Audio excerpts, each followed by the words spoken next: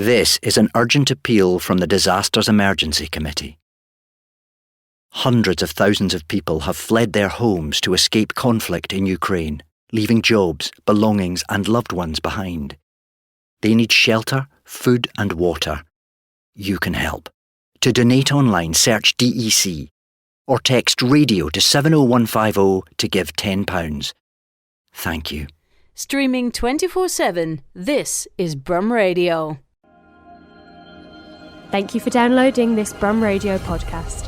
For more podcasts, visit brumradio.com. I'm Dave Massey. I'm joined at the Birmingham Repertory Theatre by Angela Wynter, who is in Playboy of the West Indies, which is a Birmingham Rep from the 10th of June until the 2nd of July. Good afternoon, Angela. How are you today? Good afternoon. Hi. Thank you so much for taking the time to chat to us today. We have seen a preview of Playboy of the West Indies today, and it was a really wonderful thing to be able to see. How do you feel about being involved in this production?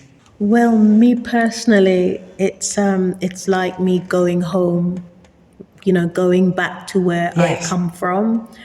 Not only as a Caribbean, as if I'm going back to the Caribbean, but just as me as a performer, because I started in Black theatre, which celebrated all things Caribbean, all things African, all different levels, serious things, funny things. So for me, after having a career where you go to several different kinds of themes and mainstream and such, to just come back to my grassroots is an absolute gift.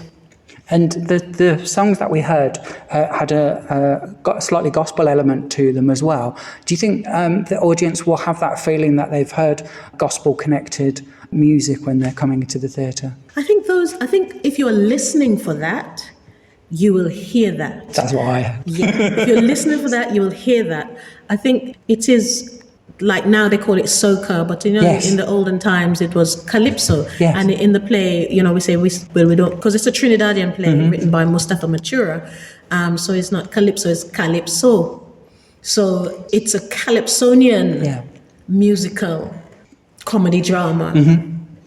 How does it feel to be in Birmingham for this production, where there's a large Black audience available in the city around us? Listen, there's no words to it. I just hope that the Caribbean community, but all the communities, because when something is nice, you want to share it. So to share the vibrance of this production is going to be our joy. When the music kicks in and when the characters kick in and, the responses that we'll get, that's going to be really, really nice, because it's going to be like a kick in the teeth to COVID. Yes. We're free, we can laugh, we can, have fun, because it's almost like a fairy tale. It's like a make-believe. When you come, you just get lost in the stuff that's happening, the intrigue, the naughtiness, and all the rest of it. It's not something that's going to leave you going out scratching your head. I didn't get that bit. Oh, I wonder what that is. I wonder what that. Oh, that's very deep meaning. It's not that deep. You're just going to come and have fun. And it's got quite a fun element to it. Yes. That's what I really enjoyed about it. And when I walked in and we saw that there was as soon as there was a rum bar there, I was like, I found my place. I felt that connection to it as well. Do you think people will feel that instant connection to it like I did today? I think they will, because a rum bar is the equivalent of a pub. So when you go to the pub, I'm sure the pub's got characters. It's got you got your drunk. You got the person who runs the business, whether it's good or bad. You got your Peggy Mitchell, which we've got very young Peggy Mitchell in our show, and we got a character who's my character is like quite mischievous and manipulative. All sorts of characters. Got sweet people, sour people, coward people, brave people. So I think whichever culture you go in, you have those characters, but we're taking you to the Caribbean to meet those characters with the Caribbean flavor. So I think that all the characters are instantly recognizable. Now, of course, I recognise you as being Mrs. Patrick Truman from EastEnders. Crikey. So Do you think that, I was expecting, because Mrs. Patrick Truman was quite a louder person sometimes. Do you think... Did you find out? Yeah. I'm insulted. I always found her as a louder person, so be very softly spoken here today. Oh, you mean just in a... No, Yeah. that's right. Because she was all like this. Yeah. Yeah, that's That's her personality. Yeah. How does it feel to delve into those types of personalities when you're acting, and how does it feel to be on the stage versus in shows on TV? Being an actor allows me to go to anywhere that my alter ego or things that I would not behave. Oh, but I should take that back, right? Because if you know me personally, you'll know that I'm from 0 to 100. But, not on the road, just, in personal life. But and playing characters, I enjoy playing parts that are very unlike myself. I have great difficulty playing very bland parts that suggest nothing or is too close to me. So the further I can go in either direction of my own natural self. That's a wonderful thing to be able to see as well. Because as I said, when you came in and when you were in the rehearsal room, I was like, but Mrs. Patrick Truman is a big character, and I find her a big character. And obviously, when you're playing in that, that's why. And then you're this polite person, and I'm like. So it's always wonderful to see the differences with people, and the fact that you're transforming so much for these characters is just wonderful. Have you performed on the Birmingham stage before? Yes, I was trying to remember which year it was. No, I know what it was. What it was was a it? wonderful production, but it was some years ago. It was A Christmas Carol. Yes. I don't know if it's 10 years, 8 years, 9 years, but it was a Christmas Carol. It was a Christmas show. And was that here? It was great. Yeah. That was my last time.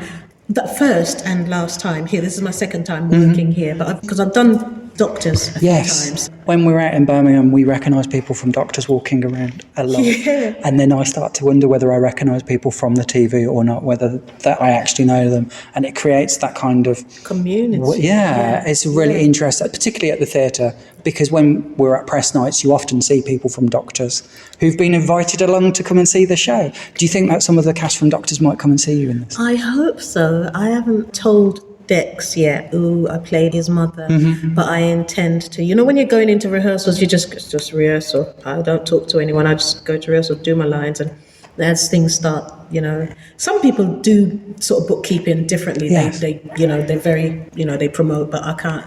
I got to get my lines done, know what I'm going to be doing. Absolutely. And then I can sort of say, oh, we're up here, you can come. So hopefully Dex will come. Hopefully he'll tell the others. I was going to contact him the other day when I didn't think I was going to get any digs, but I got my dig. So I'm going to be contacting him. So Brilliant. I do hope he will come.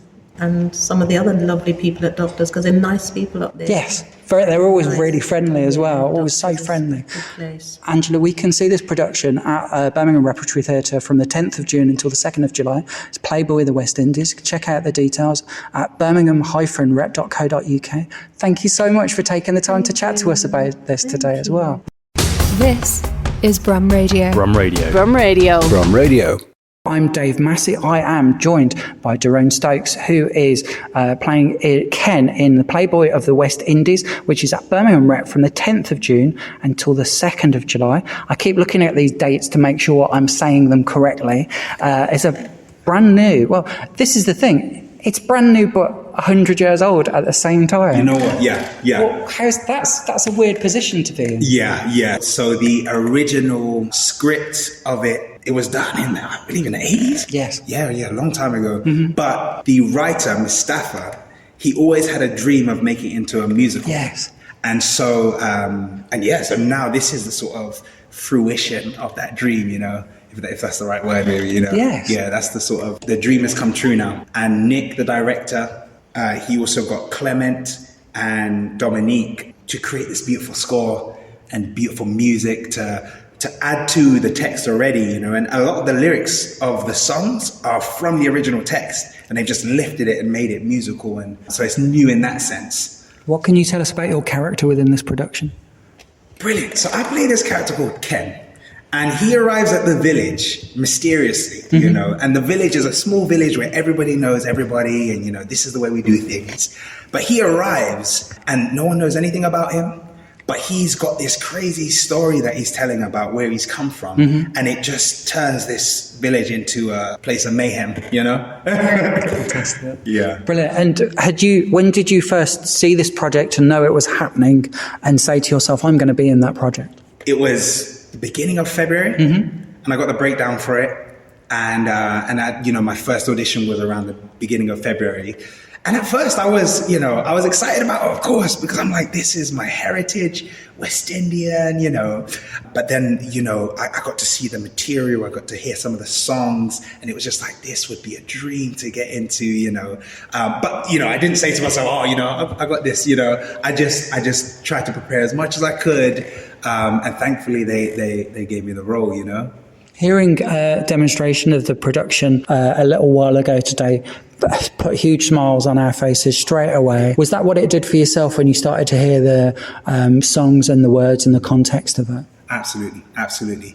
Because a lot of the songs, because they're newly written, a lot of the songs we started to hear for the first time in the rehearsal room while we were learning it. And so, you know, and you can see the faces in the room with just our eyes lighting up, because there's certain rhythms that we kind of grew up listening to, you know, in this sort of beautiful storytelling piece. It even to this day, you know, as I'm still listening and hearing other people sing, it still fills my heart with wonder, you know. I've asked the guys these question like this before. How did you learn about black culture growing up, and what sort of theatre or productions did you seek out? Okay. So growing up, it was something that my parents, it would just be a part of our conversation, you know. I went to a primary school where the majority of us were black, you know, so we even got it at school as well, but at home as well, the food we ate, you know, talking about stories from back home, my grandma's, you know, stories when she came to England, that would be a part of our culture, you know, and a part of our sort of just daily life. But my parents were wonderful because they would, if it was movies, if it was, like you said, theatre shows, they would take us to theatre shows because, you know, of the heritage it displayed. You know, I'm trying to remember growing up, I never had the chance to watch Lion King, the stage production, but I always had the movie, you know. I'm trying to remember, there was a lot. We had Valerie Bloom, who's a children's writer. I got to see her speaking at my school, actually, and got to meet her as well, which was wonderful. My parents would take us I grew up in a place near Catford, in London. And at the Catford Broadway Theatre, there was a lot of historical either shows or presentations that would go on. And my mum would make it, you know, an absolute certainty that we go to and see, oh, this is what has happened, this is what we've done, sort of thing. But I still feel like I'm discovering it now, you know, really now, you know, I'm starting to see shows like Small Island, and it's given me a richer sort of understanding of what my grandma went through and certain plays that are going on now, because I feel like it's something that is continually developing and, you know, growing, you know, what it means to be black, or to experience it from a black point of view, you know. You were previously in the production of Dreamgirls in the West End. Yes. How does it feel coming from a big production in the West End to being in a city like Birmingham and a producing theatre here? One thing that really surprised me is that the amount of care that goes into the production is exactly the same. You know, I feel like I'm doing the same type of thing, you know, honestly. And that's been something that's really struck me. I thought, wow, you know, and the sort of attention to detail as well. It's all there, you know. But one thing I think is really wonderful is that I feel like it doesn't feel like it's just another commercial show that, you know, everybody will come to see. It feels like there's a certain level of connection or an intention to really connect to the people who are going to come to see the show. Fantastic. I'm really excited to be coming to see this in a few weeks' time, and I'm sure the Birmingham audience will love to see it after the preview that we've had.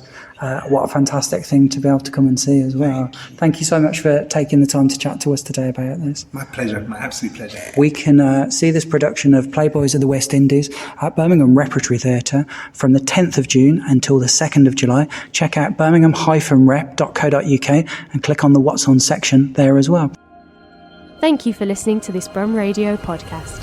Don't forget to subscribe and rate us on your podcast app.